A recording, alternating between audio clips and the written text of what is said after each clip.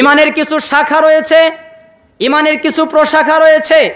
ইমানের শাখা প্রশাখা রাসূল সাল্লাল্লাহু আলাইহি সাল্লাম একটি হাদিসে বর্ণনা দিয়েছেন, যেই হাদিসটি সহিহ মুসলিম হাদিস নাম্বার 35।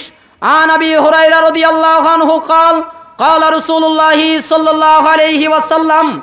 আবু হুরায়রা রাদিয়াল্লাহু আনহু থেকে বর্ণিত, তিনি বলেন রাসূলুল্লাহ সাল্লাল্লাহু আলাইহি ওয়াসাল্লাম বলেছেন, আল ঈমানু বিদউন ওয়া সাবউনা আও বিদউন ওয়া সিত্তুনা শুবা। ইমানের ৭৩ বা ৬৩-র অধিক শাখা প্রশাখা রয়েছে। ইমানের কতটি শাখা? ৭৩-এর বেশি। ইমানের ৬৩-র বেশি, কোনো বর্ণনায় ৭০-এর বেশি, কোনো বর্ণনায় ৭২-এর বেশি। আর আমি যেই বর্ণনাটা বললাম, এখানে ৭৩-৬৩-র অধিক ইমানের শাখা প্রশাখা রয়েছে। ফাফদালুহা কাউলু লা ইলাহা ইল্লাল্লাহ। আর সর্বোত্তম শাখা হচ্ছে, সর্বশ্রেষ্ঠ শাখা হচ্ছে লা ইলাহা ইল্লাল্লাহ। ওয়াদনাহা ইমাতাতুল আযা আনিত তরিক। আর সর্বনিম্ন শাখা হচ্ছে রাস্তা থেকে কষ্টদায়ক জিনিস দূর করা। খুব মনোযোগ দিয়ে শুনবেন, ইমানের সর্বোত্তম শাখা হচ্ছে লা ইলাহা ইল্লাল্লাহ, আর ইমানের সর্বনিম্নের শাখা হচ্ছে রাস্তা থেকে কষ্টদায়ক জিনিসকে দূর করা। আপনি রাস্তা দিয়ে যাচ্ছেন, রাস্তায় যাওয়ার পথে দেখলেন এক রাস্তায় কাঁটা পড়ে রয়েছে, এরপরেও আপনি কাঁটা উঠালেন না, তার মানে আপনার ইমানে দুর্বলতা রয়েছে। আপনি রাস্তা দিয়ে গেলেন, যাওয়ার পথে দেখলেন রাস্তায় ইট বিছানো রয়েছে, আপনি রাস্তা দিয়ে গেলেন, যাওয়ার পরে দেখলেন রাস্তায় কষ্টদায়ক জিনিস বিছানো রয়েছে। আপনি রাস্তা দিয়ে গেলেন, যাওয়ার পরে দেখলেন কত অযোগ্য এবং কত ক্ষতিকারক জিনিস এবং কত মানুষের কষ্টের জিনিসগুলো রাস্তায় পড়ে রয়েছে, আপনি তা সরালেন না, তার মানে আপনার ইমানে দুর্বলতা রয়েছে, আপনার ইমান পরিপূর্ণ নয়, আপনার ইমানে ভেজাল রয়েছে। এজন্য রাস্তা থেকে কাঁটাদায়ক জিনিসকে সরাতে পারেননি। কেন? ইমানের সর্বনিম্ন শাখা কি?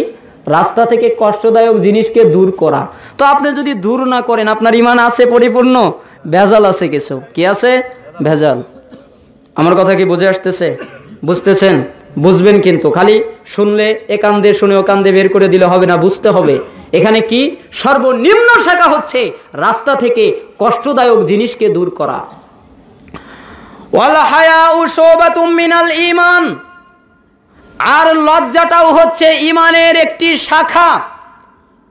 এজন্য অনেকেই বলেছেন, যার লজ্জা নাই তার ঈমান নাই, যার ঈমান নাই তার লজ্জা নাই, যার লজ্জা আছে তার ঈমান আছে, যার ঈমান আছে তার লজ্জা আছে।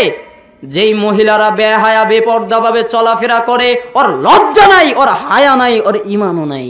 যেই পুরুষগুলো তাদের স্ত্রীদেরকে, তাদের বোনদেরকে, তাদের মাদেরকে এবং তাদের প্রতিবেশীর মহিলাদেরকে এবং তাদের আত্মীয় স্বজনের মহিলাদেরকে এবং তাদের ঘরের মহিলাদেরকে বেপর্দাভাবে চলাচলের সুযোগ দিয়েছে, ওর লজ্জা নাই, ওর ঈমানও নাই, ওর ঈমানও নাই, ওর লজ্জাও নাই। ওর লজ্জা যদি থাকে তাহলে ঈমান থাকতো, ঈমান যদি থাকতো তাহলে লজ্জা থাকতো, আর ঈমান যদি থাকতো তাহলে মহিলাগুলো ঘরে থাকতো। ঠিক না?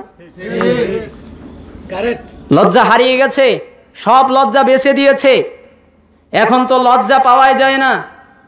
আমি আশ্চর্য হই যে এগুলা মানুষ না আর কিছু, পশু পাখির মতো হয়ে গেছে।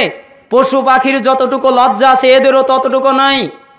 আমি কারো অপবাদ অথবা কাউকে গীবত করছি না, বাস্তব কথা যেটা সেটা তুলে ধরার চেষ্টা করছি। এটা হচ্ছে ইমানের শাখা প্রশাখা এতটির বেশি রয়েছে। আল্লাহু আ'লাম।